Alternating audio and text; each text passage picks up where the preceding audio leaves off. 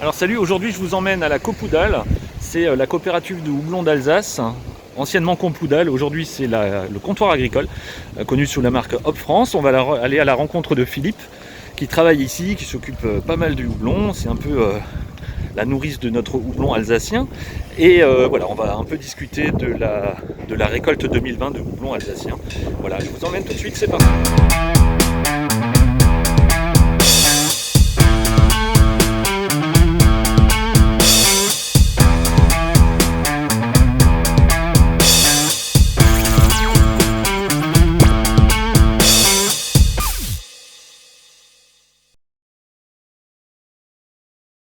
On commercialise les houblons produits en Alsace et les houblons français plantés un petit peu partout en France prochainement.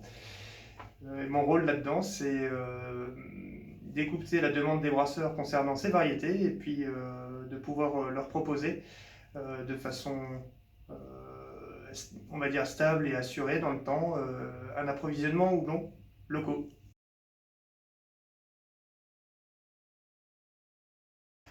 La récolte 2020, quand on parle de récolte, on va regarder les surfaces et les rendements qui nous donnent la production.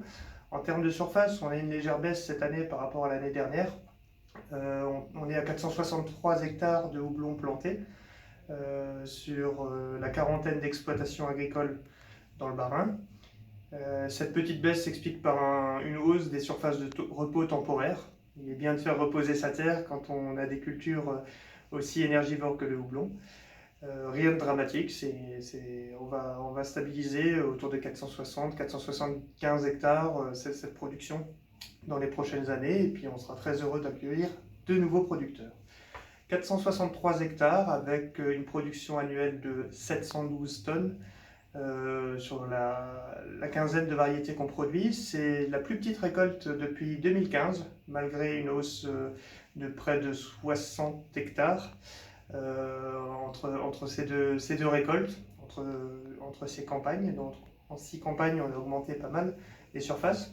Ça s'explique principalement cette baisse de rendement à cause d'un climat sec durant toute la campagne 2020 et qui remonte même avant la récolte 2019. Donc on a eu des pluies. Je vais vous parler de météo un petit peu pour parler de volume, de rendement. La météo joue un gros impact, ou pas d'ailleurs, mais peut jouer un gros impact dans le houblon, de l'ordre de jusqu'à 30% en agriculture conventionnelle sur les rendements, plus ou moins 30%. Et c'est un peu le cas qu'on a eu cette année. L'agriculture biologique n'a pas été épargnée par ce phénomène de sécheresse et est encore un peu plus sensible, en tout cas sur les deux exploitations aujourd'hui certifiées bio, n'ont pas été épargnées, de l'ordre de 30 à 60% de moins de récoltes selon les variétés. Il a plu tout autant durant cette campagne 2020 que sur la moyenne des 30 dernières années. Le problème, c'est que quand il pleut, ces dernières années en Alsace, il pleut sur de courts instants qui ne permettent pas au sol de reconstituer les réserves.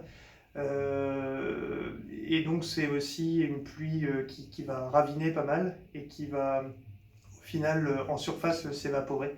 Donc on a des plantes qui vont chercher très loin dans le sol de l'eau et, et ça explique cette sécheresse subie par la plante.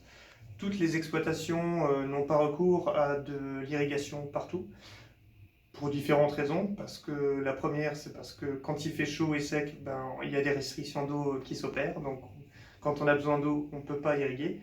Et quand on n'a pas besoin d'irriguer, eh bien, il y a de l'eau.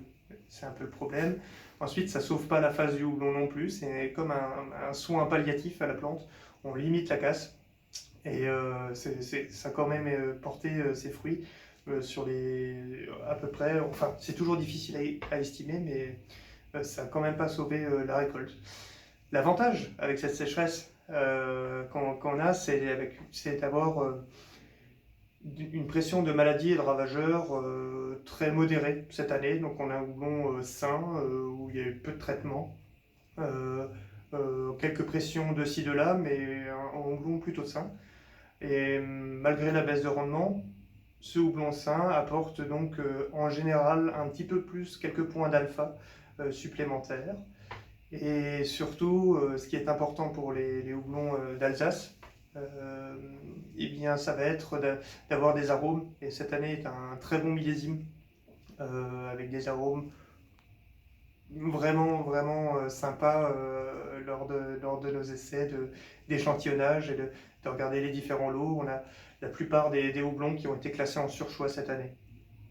Et avec un beau travail de nos agriculteurs sur le séchage, avec des cônes bien faits et très peu surséchés. C'était en quelque sorte, si cette récolte a moins de rendement, elle est par contre très belle, très beau millésime, on est content. Ok, et du coup, sur les types de houblons qui sont sortis là, selon toi, quels sont les best-sellers, un peu les stars du moment pour le houblon alsacien? Dans cette année un peu compliquée Covid, on est très heureux de voir que, en règle générale, même s'il y a des accidents de parcours, une économie un peu compliquée, on va avoir des clients qui ont des contrats, c'est-à-dire qui s'engagent avec nous pour plusieurs années sur des volumes, et ces volumes sont tenus, bien qu'il y ait eu pas mal de négociations pour voir comment régler certains problèmes inhérents à la situation actuelle. Et ces variétés best-sellers, eh bien, il y en a 6. Aramis, Barbe Rouge, Elixir, Mistral, Strieselspalt et Triskel.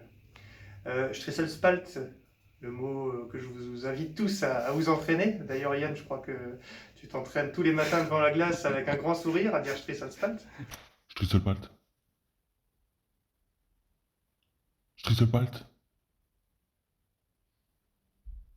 Strieselbald. C'est un houblon rustique qui a été planté début du XXe siècle et qui connaît toujours un besoin de la part des brasseries qui est stable, voire en développement dans les prochaines années. Sur ce houblon historique, on a de belles perspectives. Pour les autres houblons qui viennent du programme de recherche et qui ont été commercialisés petit à petit depuis 2010, on arrive à des phases de maturité, notamment sur Aramis et Triskel. On est plutôt content, il y a encore un peu de boulot. Et puis sur 3 variétés, Barbe Rouge, Mistral et Elixir, dans leur ordre de sortie sur le marché, pour correspondre aux attentes des brasseurs. On a encore pas mal de boulot, mais c'est vraiment des houblons qui ont la cote auprès des brasseurs. Et il y a des belles recettes qui commencent à rester sur le marché. On espère donc développer ces surfaces sur des houblons franco-français dans les années à venir. Et pour la petite poire pour la soif, Yann, on a encore quelques variétés qu'on observe à la loupe et on échange. On fait partager aux brasseurs ces variétés pour recueillir leur avis dessus, leur façon de l'utiliser. Et puis on a un petit dernier qui va pointer le bout de son nez et avec un peu plus de disponibilité ou en tout cas de volume à travailler à l'horizon de 2023. C'est un houblon qui reste dans la lignée française avec un houblon fin aux arômes fruités. Plutôt sympa.